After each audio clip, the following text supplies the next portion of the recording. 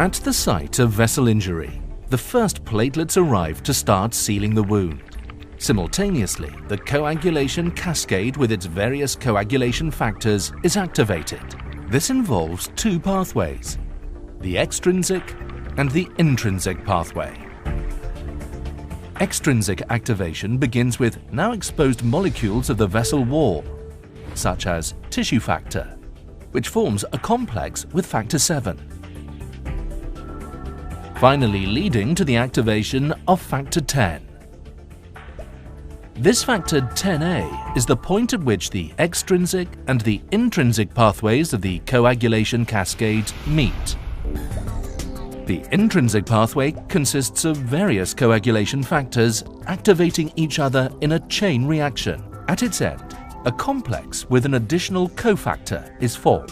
This complex now activates factor 10.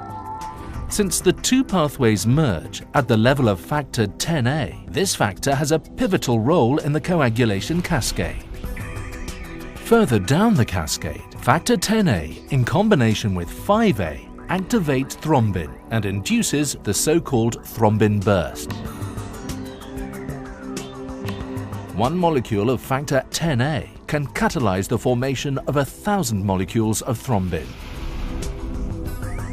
These large amounts of thrombin cause the further activation of platelets and the enhanced formation of fibrin. Fibrin then forms strands, making up the mesh that stabilizes the platelet plug in an arterial clot and holds together the red blood cells in a venous clot.